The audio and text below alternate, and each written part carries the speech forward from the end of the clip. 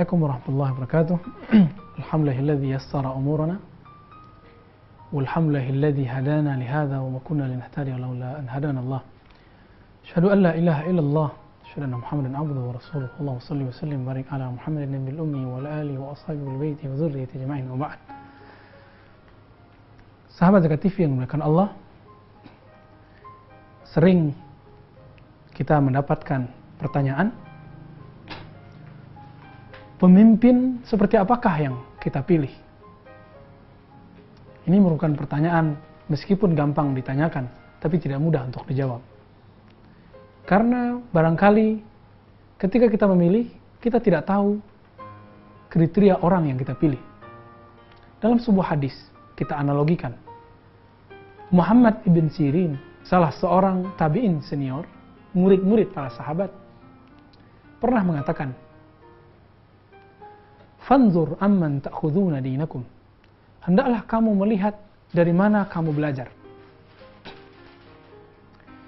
Meskipun ungkapan ini adalah untuk orang-orang yang sedang belajar dan harus melihat kriteria guru, maka bagi rakyat umum ketika dapat hak untuk memilih, dia pun mesti melihat siapa yang dia pilih. Maka kita mesti melihat siapa yang kita pilih. Maka pilihlah orang yang kita kenal keagamaannya, kelurusan agamanya. Dalam hal ini, kita menemukan sebuah hadis. Sab'atun, 7 golongan.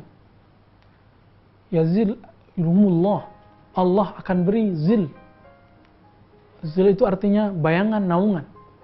Yauma la zilla illa zilluh. Di saat itu tidak ada naungan, bantuan, perlindungan kecuali zilluh, naungan bantuan dari Allah Subhanahu wa taala. Hadis ini diriwayatkan oleh Imam Bukhari. Dan yang pertama disebutkan Nabi adalah sebelum menyebutkan yang 6 yang lain, imamun adil. Imam yang adil, pemimpin yang adil.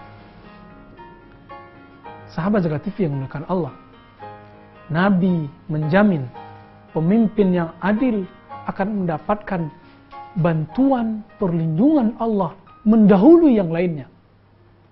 Baru setelah itu Nabi mengatakan orang yang hatinya terikat di masjid, jatuh cinta kepada masjid, orang yang diajak berzina lalu kemudian dia menolak, orang yang begini, begitu, dan segala macam. Yang pertama adalah imamun adil, imam yang adil. Adil itu dalam bahasa Arab diartikan dalam beberapa konteks, dalam beberapa pemahaman. Salah satu pemahamannya adalah ketika kita bandingkan dengan tradisi ahli hadis, ketika menyebut rawi, thiqah, adil. Rawi yang terpercaya, adil. Adil di situ, meskipun tidak pakai alif, adil, tapi akar katanya sama, yang bermakna istiqamatu fid din. Abdurrahman bin Mahdi, salah seorang yang semasa dengan Imam Syafi'i, dan Imam Syafi'i belajar dari beliau, mengatakan, al-adl, rawi yang adil adalah rawi yang dia agamanya istiqomah, agamanya terjaga. Kalau kita kembalikan hadis tersebut, maka imam yang adil adalah imam yang menjalankan ajaran agamanya saat dia memerintah. Ajaran agama kita, ajaran Islam adalah ya'dilu, berbuat adillah kamu. Dalam hadis dikatakan, faida, apabila amanah diberikan kepada orang yang tidak ahlinya, fantaziris sa'ah, maka tunggulah terjadinya sa'ah. Sa'ah di sini bisa kita artikan kerusakan, fitnah, kekacauan, atau puncaknya adalah hari kiamat. Ketika suatu amanah diberikan kepada yang tidak adil, kepada orang yang bukan ahlinya, yang tidak tepat, maka hasilnya adalah kekacauan. Fantazir sa'ah, boleh kita terjemahkan fantaziril halak wal fasad, maka tunggulah kekacauan, kehancuran, kerusakan, kezaliman, korupsi, dan lain-lainnya. Sahabat Zakat TV yang dimuliakan Allah, jangan cemas ketika melihat banyaknya poster-poster, iklan-iklan para caleg.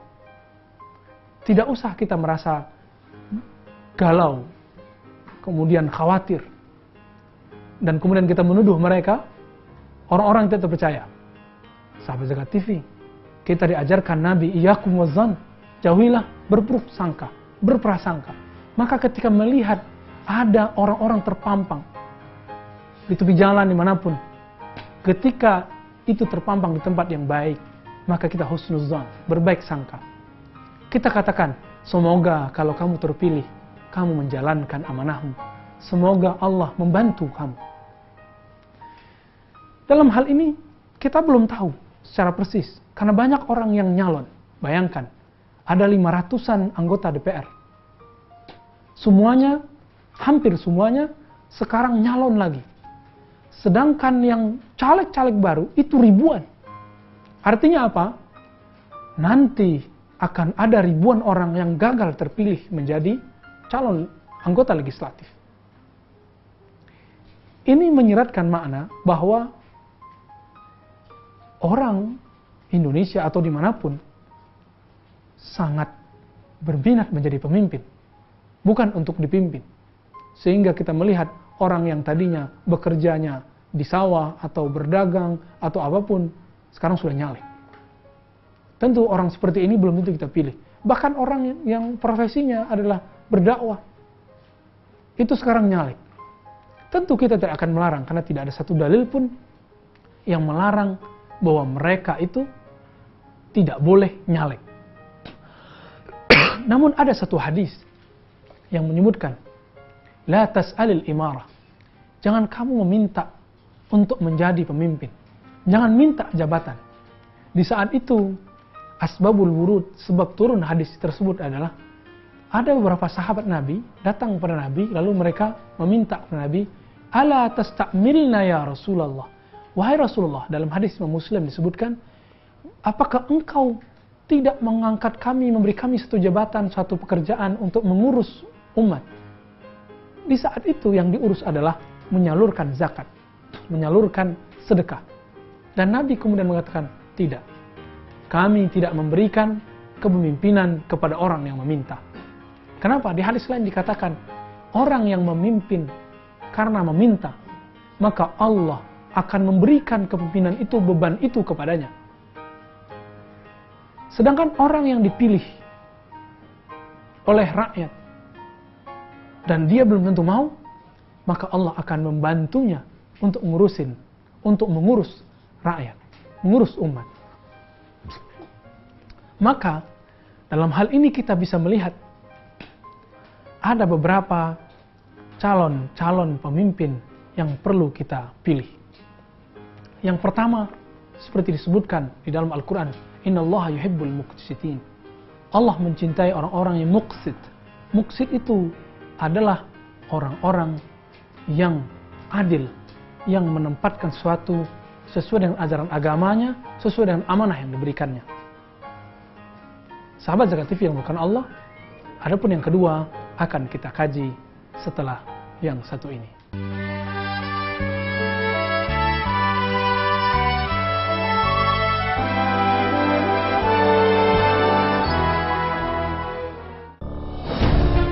Ketika keindahan dunia merebak keselarasan, berbagi kemesraan. Ketika sejuta tangan merangkai kebahagiaan dalam kehidupan yang harmoni. Ketika zakat Anda wujudkan indahnya dunia.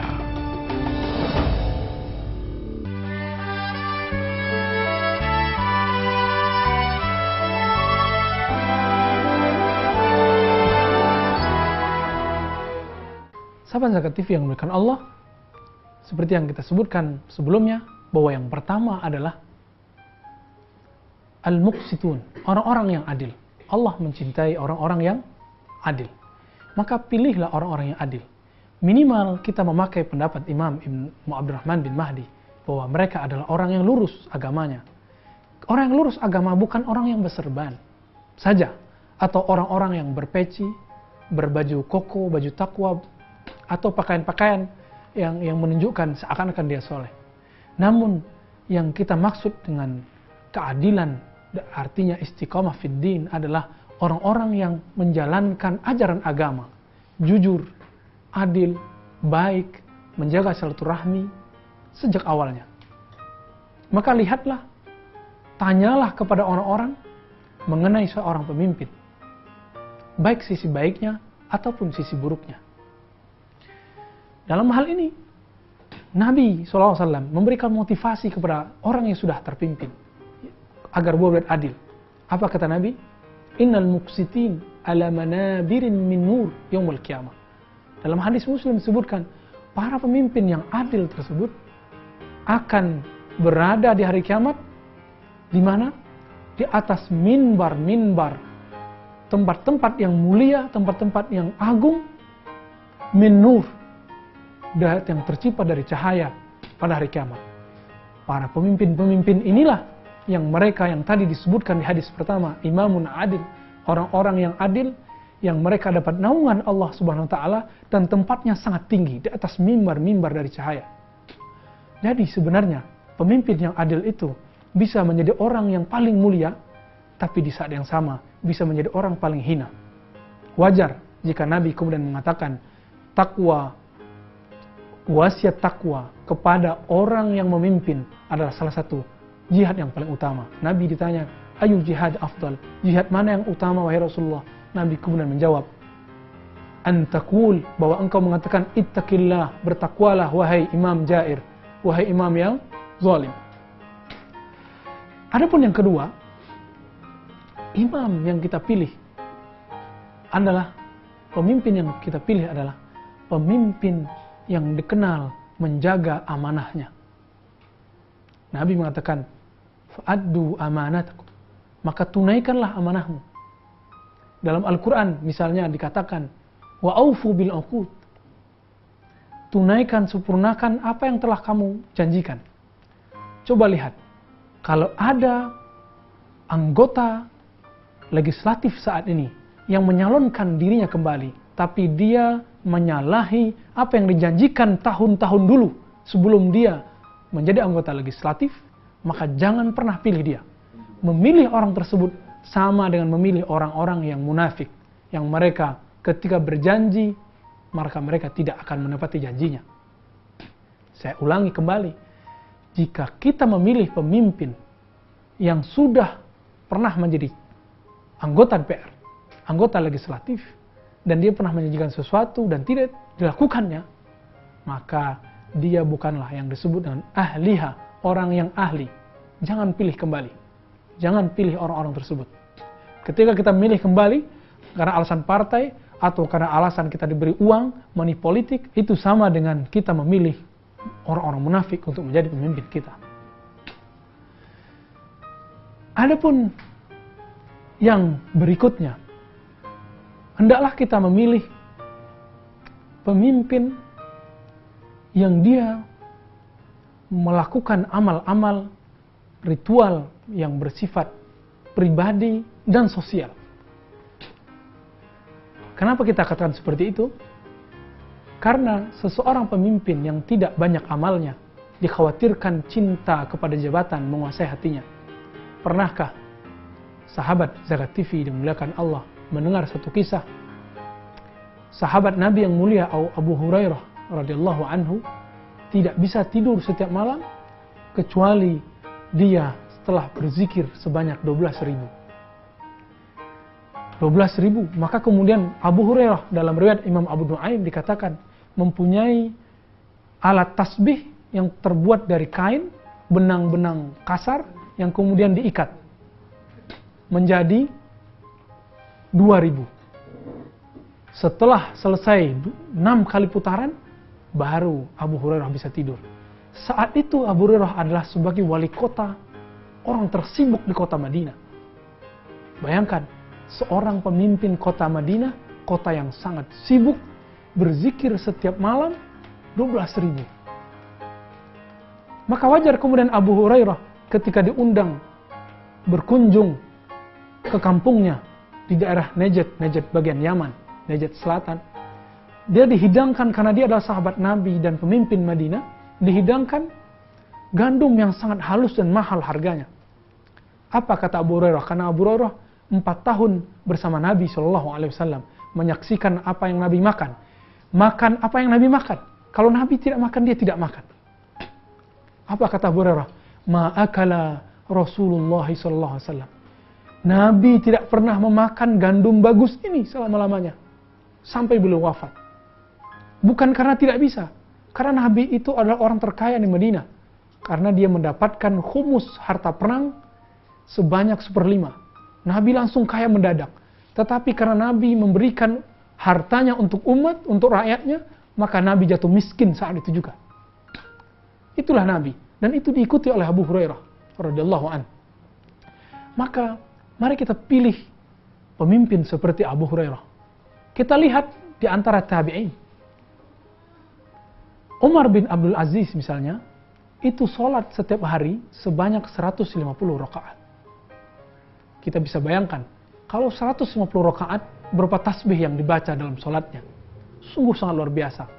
Hal ini membuat seorang pemimpin tidak cinta kepada jabatannya, hartanya, atau posisinya. Namun dia meyakini bahwa itu bersumber dari Allah, amanah dari Allah, dan dia harus tunaikan sesuai dengan ajaran Allah Subhanahu wa Ta'ala. Di saat yang lain, kita menemukan bagaimana Umar bin Khattab misalnya suka melihat umat secara langsung. Kalau bahasa sekarang belusukan, yang kemudian menjadi ikon salah satu pemimpin di Indonesia. Ini sebenarnya sangat Islami, bahwa kita belusukan, kita melihat rakyat. Maka ketika Umar mengajak para gubernurnya untuk zuhud, tapi ada salah satu gubernur yang membuat istana. Apa yang dilakukan Umar? Umar datang ke tempat itu dan meruntuhkan semua benteng-benteng dari istananya. Apa yang Umar katakan? Umar menasihati, wahai sahabatku, hendaklah kamu tidak membuat jarak antara dirimu dan masyarakat atau rakyatmu. Maka dalam hal ini, pemimpin-pemimpin yang suka beribadah secara ritual, pribadi, ataupun sosial. Sosial adalah zuhud, silaturahmi, suka melihat masalah rakyat. Itulah pemimpin yang kita lihat. Maka pilihlah pemimpin dalam kategori yang ketiga ini, mempunyai basic, mempunyai ritual pribadi dan ritual sosial, ibadah sosial. Kita sambung kajian kita setelah yang satu ini.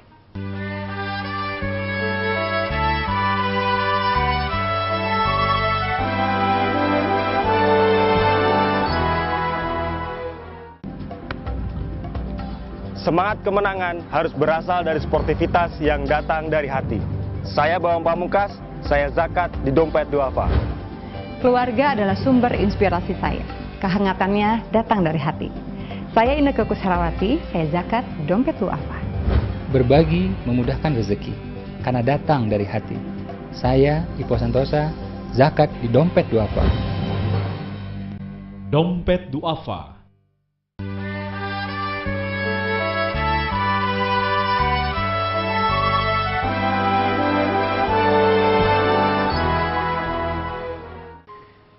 Sahabat Zakat TV yang dimuliakan Allah, kriteria yang keempat adalah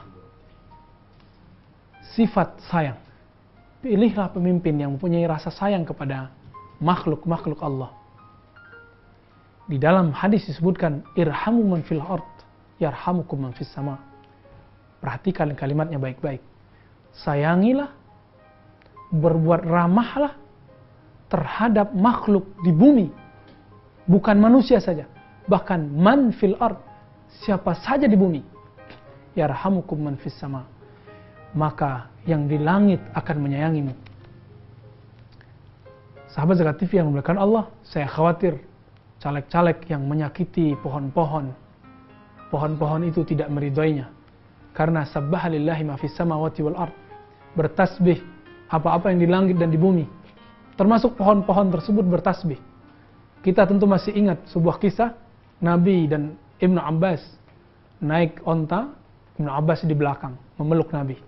Ibnu Abbas masih muda, sekitar umurnya 11 atau 12 tahun.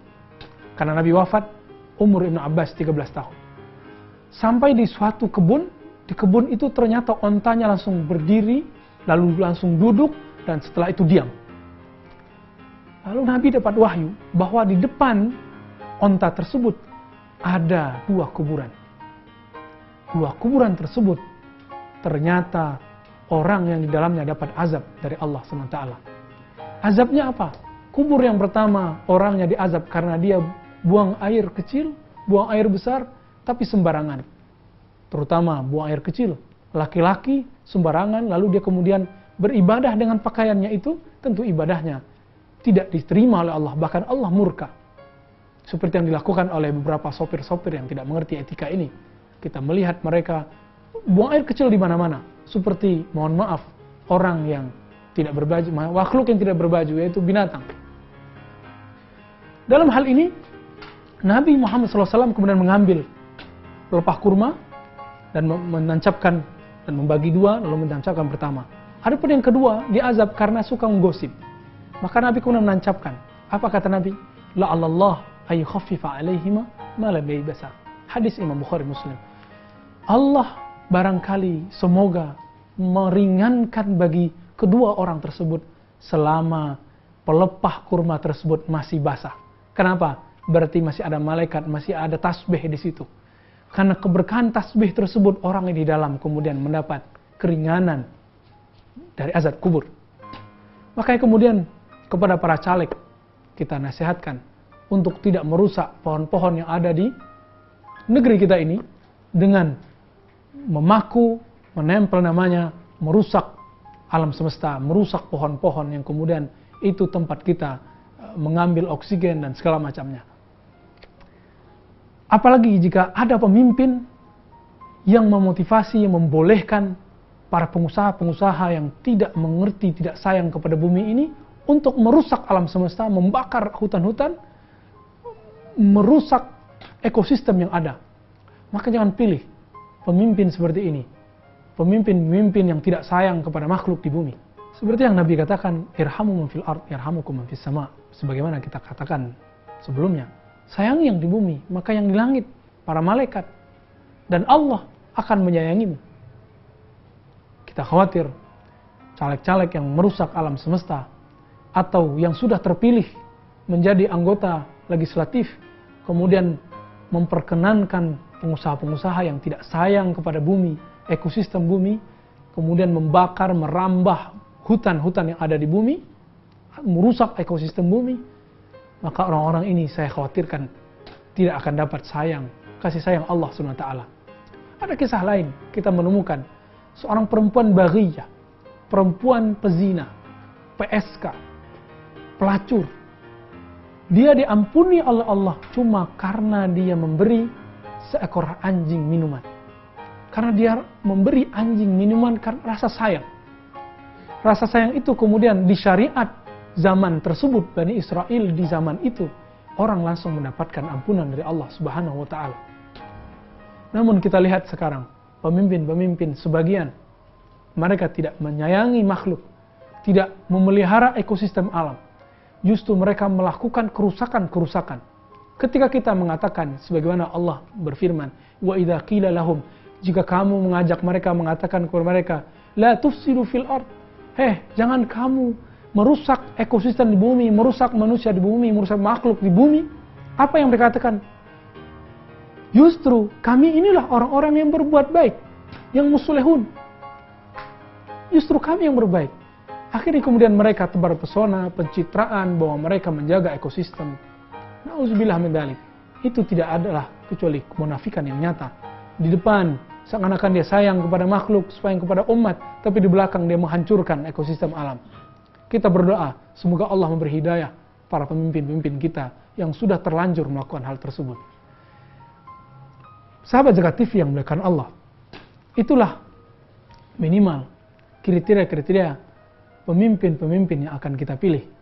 Orang-orang yang adil, terjaga keagamaannya, orang-orang yang mereka terjaga keikhlasannya, kemudian orang-orang yang mereka mempunyai kesolehan secara spiritual, pribadi, personal, dan juga sosial.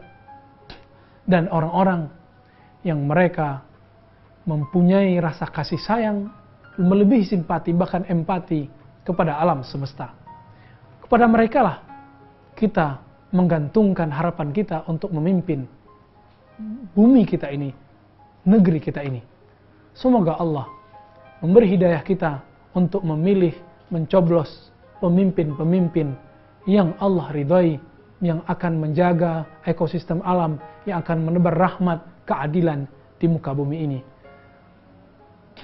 Sahabat Zakat TV yang memuliakan Allah, semoga Allah menghadiahkan kepada kita pemimpin yang kita dambakan tadi, yang adil, penyayang, yang mempunyai kesalehan spiritual, pribadi, personal, dan sosial, sehingga alam ini dipenuhi dengan rahmat, kasih sayang, keadilan, dan kesalehan kepada Allah SWT.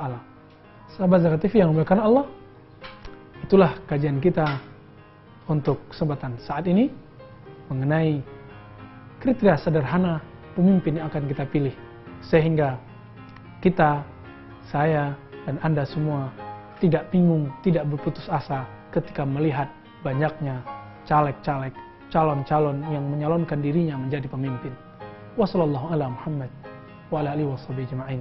Kita bertemu di lain kesempatan. Assalamualaikum warahmatullahi wabarakatuh.